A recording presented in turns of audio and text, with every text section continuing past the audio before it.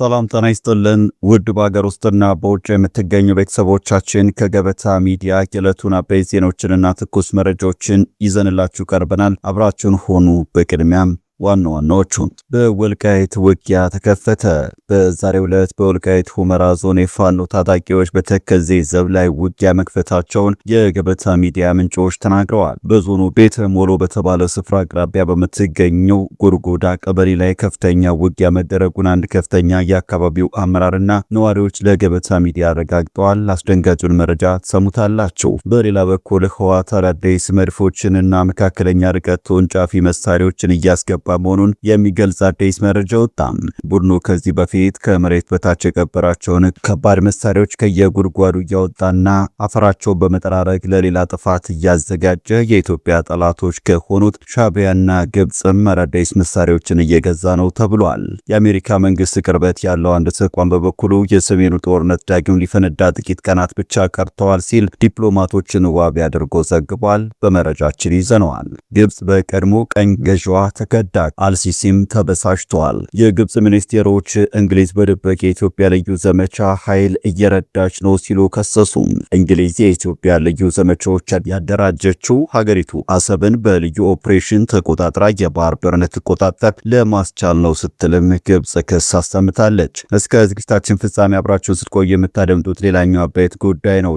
መዲናችን አዲስ አበባ እንደ ስሟ አዲስ ሆናለች። እያደገች ባለች ፈጣን ከተማ ውስጥ ልብም የራሱን ማረፊያ ይፈልጋል። የልቦን ማረፊያ የነገውን ምቾት ከሰመር ሪል ስቴት ቶፕ ቪው አፓርትመንት ይምረጡ።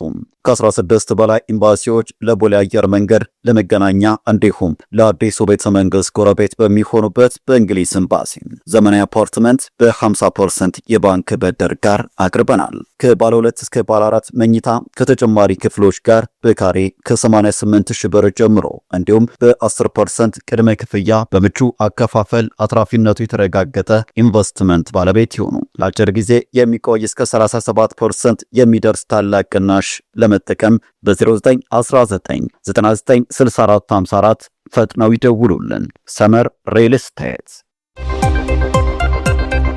ቻናሉን ሰብስክራይብ፣ ቪዲዮ ላይክ በማድረግ እስከ ፍጻሜ አብራችሁን እንድትቆዩም በአክብሮት እንጠይቃለን። ወደ ቀዳሚው ጉዳያችንም እናመራለን። በወልቃይት ውጊያ ተከፈተም። በዛሬው ዕለት በወልቃይት ሁመራ ዞን የፋኖ ታጣቂዎች በተከዜ ዘብ ላይ ውጊያ መክፈታቸውን የገበታ ሚዲያ ምንጮች ተናግረዋል። በዞኑ ቤተ ሞሎ በተባለ ስፍራ አቅራቢያ በምትገኘው ጎርጎዳ ቀበሌ ላይ ከፍተኛ ውጊያ መደረጉን አንድ ከፍተኛ አካባቢው አመራርና ነዋሪዎች ለገበታ ሚዲያ አረጋግጠዋል። ውጊያውን የከፈቱት ሰፈር መለስ በተባለ ግለሰብ የሚመራ የፋኖ ክንፍ ነው የሚሉት ምንጮቻችን ተከዜ ዘብ ታጣቂዎች ላይ የተከፈተው ጥቃት ድንገተኛ እንደሆነ ያስረዳሉ። በዚያ ውጊያ ከፍተኛ ቁሳይና ሰብአዊ ኪሳራ ስለመድረሱም ነግረውናል። በዚህ ውጊያ 8 የሚደርሱ የፋኖ አባላት ሲገደሉ 4 የሚሆኑ የተከዜ ዘብ አባላት ደግሞ እንደቆሰሉና እንደተገደሉ የገበታ ሚዲያ ታማኝ ምንጮች አስረድተዋል። ከጥቃቱ በኋላ የፋኖ አባላቱ ወደ ዋልድባ አቅጣጫ እንዳፈገፈጉም ተነግሯል። በሌላ በኩል በህወሓትና በፌዴራል መንግስት መካከል ዛሬ ይፈነዳል ተብሎ የሚጠበቀው ጦርነት የሚጀምርበት ቀንም ተቆርጧል። በፍጥነት እየተገለባበጠ በሚገኝ የምስራቅ አፍሪካ ቀጠናዊ ሁኔታ ላይ ተጨማሪ ትኩሳት ሆነው የሰሜን ኢትዮጵያ ጦርነት በመጪዎቹ ሳምንታት እንደሚጀመር የግጭት ሁነቶች የሚተነበየው ክሪቲካል ትሬት አስታውቋል። ህወሓትና የፌዴራል መንግስት በቅርቡ ጦርነት እንደሚጀምሩ የሰሜን ኢትዮጵያ ውጥረት በከፍተኛ ትኩረት እየተከታተለ የሚገኘው ተቋሙ አዲስ በወጣው ሪፖርት ገልጿል። ኃይሉን ወደ ትግራይ አዋሳኝ አካባቢዎች ያስጠጋ የፌዴራል መንግስት በመጪዎቹ ሳምንታት ውስጥ በህወሓት ላይ ጥቃት እንደሚከፍቱም ተቋሙ ጠቁሟል። ሁለቱ ኃይሎች በየፊናቸው ከፍተኛ ወታደራዊ ዝግጅት እያደረጉ መሆኑን ተቋሙ ከአንድ ሳምንት በፊት በወጣው ሪፖርት መግለጹ ይታወሳል። አሁን ላይ ትግራይን በሚያዋስኑ አፋርና አማራ አካባቢዎች ጦር አስጠግተው የተፋጠጡት የፌዴራልና ህወሓት ኃይሎች ጦርነቱ የማይቀር መሆኑን ተቋሙ አመልክቷል። በመጨረሻው ምዕራፍ ላይ የደረሰው ውጥረት ከፈነዳ በቀጥታም በተዘዋዋሪ በኢትዮጵያና በኤርትራ መካከል ጦርነት እንደሚቀሰቅስ ተቋሙ አስጠንቅቋል። ሁለቱ ሀገራት በድንበር አካባቢ ከፍተኛ ወታደራዊ ዝግጅት እያደረጉ መሆኑን የሚጠቅሰው ተቋሙ የኤርትራን ጦር ጨምሮ ዋናው ጦርነት ዝግጅት እየተደረገ ያለው በሰሜን ኢትዮጵያ ነው ብለዋል። ዝግጅቱ በዋናነትም በትግራይ አማራና አፋር ክልሎች አዋሳኝ አካባቢዎች ሲሆን የኤርትራ ጦር ትግራይ ክልል ገብቶ ከህወሓት ታጣቂዎች ጋር በጋራ እየተንቀሳቀሰ ነው ብለዋል። የኤርትራ ወታደሮች ከአዲግራት እስከ ተንቤን ድረስ ዘልቀው መግባታቸውን የአይን እማኞችን ጠቅሶም ኢትዮጵያ ኢንሳይደር መዘገቡ ይታወሳል። በኢትዮ ኤርትራ መካከል መካከል ውጥረቱ ከተቀሰቀሰ እንደ ሳውዲ አረቢያና የተባበሩት አረብ ኤምሬትስ ያሉ የባህረ ሰላጤ ሀገራት እንደሚገቡበት ተቋሙ በሪፖርቱ ጠቁሟል። እንዲሁም ከኢትዮጵያ ጋር ውጥረቱ ውስጥ የምትገኘው ግብጽና በቀጠናው እያንዣበበች የምትገኘው እስራኤል እጃቸውን ማስገባታቸው አይቀሬ መሆኑ ተመላክቷል።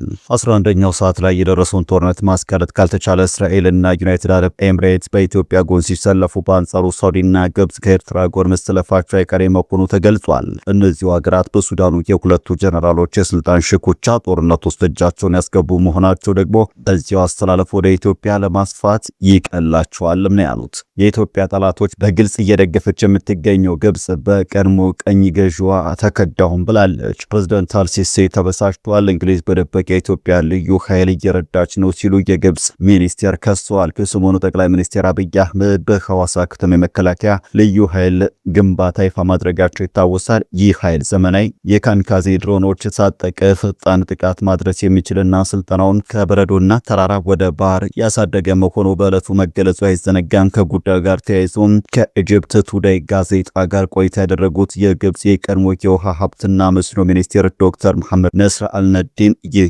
የኢትዮጵያ ልዩ ኃይል በእንግሊዝ ድጋፍ የተቋቋመ መሆኑን ተናግረዋል። እንደ ቀድሞ ሚኒስቴሩ ገለጻ ብሪታንያ ይህንን የኢትዮጵያ ልዩ ኃይል የምትደግፈው ግብጽ አሁን በቀጠናው በተለይም በመካከለኛው ምስራቅ በባህረ ሰላጤውና ከኢራን ጋር ባለው ውጥረት ያላትን የፖለቲካ ትኩረት ለማዘናጋትና በቀይ ባህር አካባቢም አዲስ የውጥረት ቀጠና ለመፍጠር በማሰብ ነው ብለዋል። እስካሁን ሚኒስቴሩ የተናገሩት ሀሳብ የሚደገፍ ማስረጃ ከእንግሊዝም ሆነ ከኢትዮጵያ በኩል ባይቀርብም እርሳቸው ግን ከዚህ ኃይል ምስረታና ከኢትዮጵያ የባህር ባለቤት የመሆን ፍላጎት ጀርባ የእንግሊዝ ቀጥተኛ ድጋፍ እንዳለ በልበ ሙሉነት ተናግረዋል።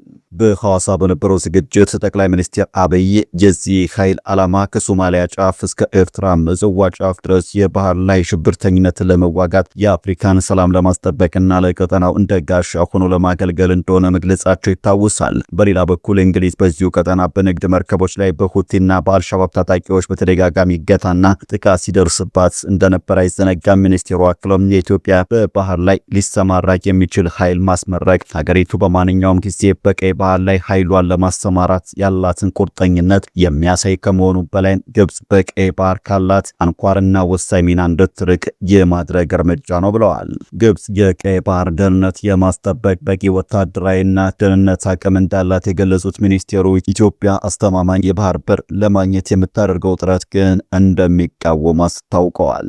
በቀጣይ መረጃችን መከላከያ ጥብቅ ማሳሰቢያ አስተላልፏል። የፌዴራል መከላከያ ሰራዊት በዛሬው ዕለት ለአባላቱ ጠበቅ ያለ መልእክት ያስተላለፈበት ሁኔታ ታይቷል። መልእክቱም ወታደራዊ ሚስጥራዊ መረጃዎችን ማጋራትን የተመለከተው ሆኖ ታይቷል። ይኸው በመከላከያ ሰራዊት ማህበራዊ ትስስር ገጽ የተጋራው ጥብቅ ማሳሰቢያ ወታደራዊ መረጃዎችን በተለያዩ ማህበራዊ ትስስር ገጾች መላላትን የተመለከተ ነው። መከላከያ በዚህ ማሳሰቢያ በወታደራዊ ስምሪት ስራዎች የደህንነት ክፍተት ያለባቸው እንደ ፌስቡክ፣ ዋትስአፕ፣ ሲግናል፣ ቴሌግራም ወዘተ የመሳሰሉትን የማህበራዊ ሚዲያ መተግበሪያ ፕላትፎርሞችን በመጠቀም ወታደራዊና ሚስጥራዊ መረጃዎችን ማጋራት ከፍተኛ የደህንነት ጥሰት በማስከተል ከፍተኛ አደጋ የሚያጋልጥ ነው ሲል አባላቱን በጥብቅ አስጠንቅቋል። በዚህ ፕላትፎርሞች አማካኝነት የሚተላለፉ መረጃዎች መተግበሪያዎች በተሰሩባቸው በውጭ ሀገር ኩባንያዎች ሰርፍ ላይ የሚተላለፉ በመሆናቸው በሶስተኛ ወገን ወይም በጠላት ሊጠለፉ የሚችሉበት እድል ከመኖሩም በላይ በምስሎች ውስጥ በሚደበቁ ሜታዳታና በጂፒኤስ አማካኝነት የሰራዊቱን እንቅስቃሴ፣ የጦር ሰፈሮችንና የመሳሪያዎችን አቀማመጥና መገኛ ቦታ ላልተፈለገ ወገን ወይም ጠላት አሳልፎ ሊሰጡ ይችላሉ ሲል አስታውቋል። ማስጠንቀቂያው አክሎም እንደ ተራ የሚመስል ምስል፣ የጽሁፍ መልእክት፣ ድምጽና ቪዲዮ የእርስዎን፣ የቤተሰቡን፣ የጓደኛውን የግል ሚስጥር ባልተፈለገ ቦታ በማውጣት ለአደጋ ሊያጋልጥ የሚችል ከመሆኑ በላይ ወታደራዊና ሚስጥራዊ መረጃዎች ላይም የሚደርስ የደህንነት ጥሰት በቡድን በዩኒትና በተቋም ብሎም በሀገር ደህንነት ላይ የሚያደርሰው አደጋ ተገንዝቦ ስልኮም ሆነ ሌሎች ኤሌክትሮኒክስ መሳሪያዎች ሳያውቁት ለጠላት ስለላ ጥቃት ተጋላጭ እንዳይሆን ከፍተኛ ጥንቃቄ ማድረግ ይጠበቅቦታል ሲል አስጠንቅቋል።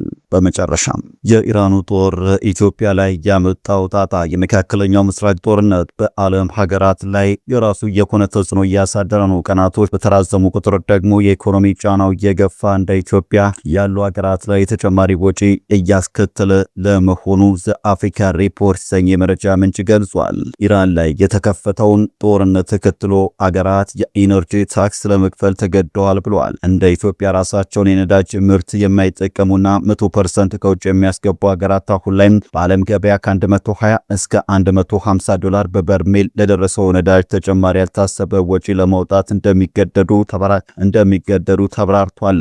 ይህንን ያልታሰበ ወጪ የጦርነት ታክስ ሲልም ጠርቶታል። የመርከቦች ደህንነት ኢንሹራንስ ታራ መንካቱን የገለጸው ዘገባ ኢትዮጵያ ይህንን ተጨማሪ ወጪ ለመሸፈን ካላት መጠነኛ የምንዛሬ ክምችት ተጨማሪ ወጪ ለማውጣት ትገድዳለች ነው ያለው ዘገባው። ሀገራቱ እንደ ጤናና ትምህርት ነክ ጉዳዮች የያዘችው ምንዛሬ ወደ ነዳጅ ለማዞር እንደምትገደድ ገልጿል። በተጨማሪም በዓለማችን የነዳጅ ምርት በአብዛኛው የሚተላለፍበት የሆርሙዝ ሰርጥ ኢራን በይፋ ባትዘጋውም በጦርነቱ የተነሳ የነዳጅ ታንከሮች መተላለፍ ማቆማቸውን ተከትሎ ሀገራት ያላቸውን የነዳጅ ክምችት አሟጠው እንዲጠቀሙ አስገድደዋል። ኢትዮጵያ የባህር በር አልባ መሆኗ በራሱ ከዓመታዊ ምርቷ ከ13 እስከ 23 በመቶ ያለውን ለወደብ ወጪ የማውጣት ግዴታ ሲሆንባት አሁን በጦርነት የተነሳ የወደብ አገልግሎት መጓተትና መቋረጥ ተጽዕኖ ወጪን በመጨመሩ ወደብ አልባ መሆን የሚያባብስ ስለመሆኑ መረጃ አስፍሯል። ኢትዮጵያ በቀይ ባህር አክሰስ ለማግኘት የምታደርገው ዲፕሎማሲያዊ ጥረት በዚህ ጦርነት የተነሳ መልኩ መቀየሩ ዘአፍሪካ ሪፖርት አመላክቷል። አሁን የባህር አክሰስ ጥያቄ ከዲፕሎማሲ አልፎ የህልውና ጉዳይ መሆኑን የጦርነቱ ተጽዕኖ አመልክቷል ብለዋል። በዚህም እስራኤል በቅርብ ጊዜ ያቀረበችው የ6 ሀገራት ጥምረት በጦርነቱ የተነሳ በእጅጉ የተፋጠነ ስለመሆኑ ግምት አስቀምጧል። እስራኤል፣ ህንድ፣ ግሪክ፣ ቆጵሮስና ኢትዮጵያን ጨምራል። የሄክሳ አሊያንስ የሚል ስም የወጣለት ይህ ማህበር ሐሳቡ አስገዳጅ እንጂ የምርጫ ጉዳይ አለመሆኑን የተመለከተው የኢራኑ ጦርም የኢትዮጵያ አማራጮቿን የግድ ማብዛትና ማፋጠን እንዳለባት የሚያሳስብ ነው ሲል ገልጿል። በነገራችን ላይ በእስራኤልና ኢራን የጦርነት ድጋፍ የተጠመዱ በርካታ የኢትዮጵያ ወጣቶችም እየተመለከትን እንገኛለን። የእስራኤል ባንዲራና የኢራን መሪ ምስል አሳትመው የለበሱ ወጣቶች እያየን ነው። የራሳችን የውስጥ ችግርና መከራ ከተራራ ገዝፎ ባለበት ወደ ጎን ትተን ሺህ ኪሎ ሜትሮች ርቀው ለሚገኙ ሀገራት ጦርነት ማጀቢያና አብሮ አጎብዳጅ መሆን አሳፋሪ ነውም ተብሏል። እስኪ እናንተም በኮሜንት ላይ በጉዳዩ ላይ ያላችሁን ሀሳብ አካፍሉን። ወደ ተመልካቾቻችን ለዛሬ ያዘጋጀንላችሁ አበይት ዜናዎች እነዚህ ነበሩ። ገበታ ሚዲያን ሰብስክራይብ በማድረግ ቤተሰብ ይሁኑ እያለን ተሰናበትን። ጤና ይስጥልን።